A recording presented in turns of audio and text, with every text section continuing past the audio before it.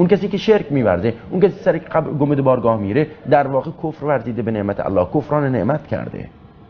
بذار سر زبانم بگه الحمدلله الحمدلله، تسبیح هم دستش بگیره 400,000 بارم الحمدلله بگه. نه، این الحمدلله پشیزی ارزش نداره. گفتنی زمانی که گفتن با قلب و عمل تطابق پیدا نکنه، اون گفتن بی اعتباره. منافقین مگر نمیگفتن؟ منافقین مگر نماز انجام نمیدن؟ نماز نمیخونن؟ نماز میخونن منافقین، میگوین اما قلبشون چیزی دیگری است، برخلاف اون گفتارشون و اعمالشون بهش اعتقاد دارن. آیه رو با هم دیگه میبینیم. فکفرت بانعم الله فاذاقها الله لباس الجوع والخوف بما كانوا يصنعون. خداوند به اونها پوشاند لباس ترس و گرسنگی به خاطر اون گناهی که انجام میدادن. این آیه رو با هم دیگه میشنویم.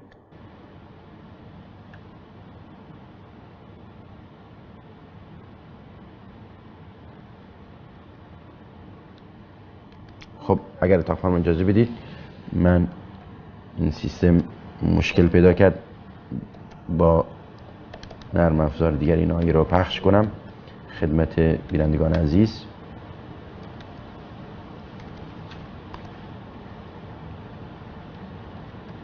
خب اگر ممکنه آیه رو نشون میده اتاق فرمان. آیه نمایش، بله، آیه 112 سوره نحل.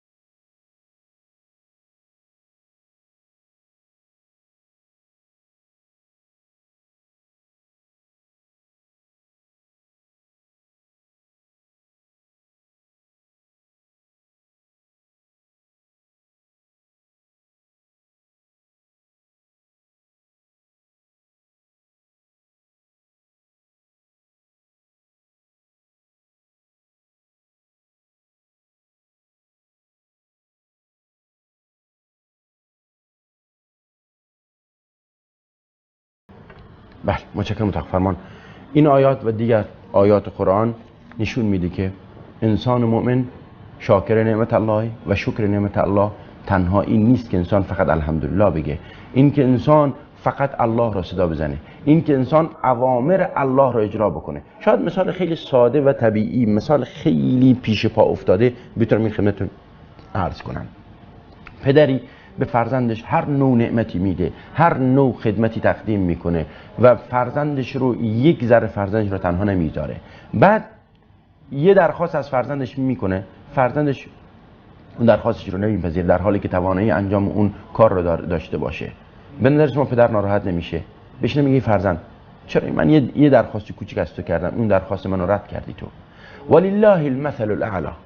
خداوند هم همین مثال بالاتر از این. خداوند از ما خواسته که ای بنده فقط منو صدا بزنید، فقط از من التماس کنید، فقط روی به سوی من بیارید. اما ما میگیم نه خدایا این یکی دیگه نمیشه. آخوندا دارن میگن ما بریم سراغ این قبرها، خب دیگه نمیشه درخواست آخوندا رو رد کرد. مثل این به خدا میگم خدایا شما اینجا دیگه بی زحمت چیزی نگو که من آخوندها برام مهمتر از تو هستن. این خدا آیات صریح قرآن بیننده عزیز، اگر آیات نیازی به توجیه و تعویل داشت میگفتیم خب حالا به هر صورت یک وجهی از وجوهی پیدا میشه، بلاغتی، منطقی، فلسفی، ادبیاتی، چیزی پیدا میشه توجیهش بکن.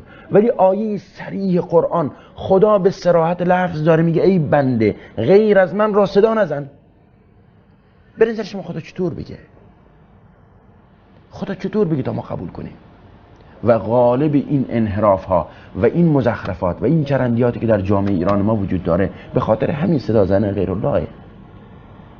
مثلا چون بر یک نیمه شب دیدی یک سایه، یک روشنی، یک نوری دیدی در یک جا، آقا اونجا شده ارض مقدسه، آقا فرداش گنبد بارگاه درست کردن. امامزاده براش هم نام درست کردن، امامزاده شاهچراغ، امامزاده شاهلامپ، امامزاده نام درست کردن کاری نداره.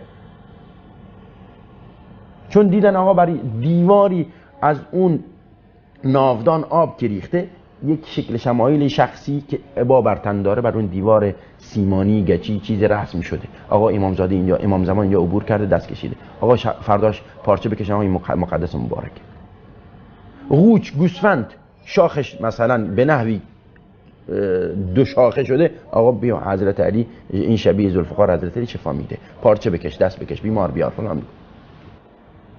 خاک قبر، آقا سید متولی این خاک سید متولی قبر بگیر تو دست، کف دستت تو دهنت بنداز، شفا خدا بده. خب این حرافه. خب این نافرمانی فرمان الله.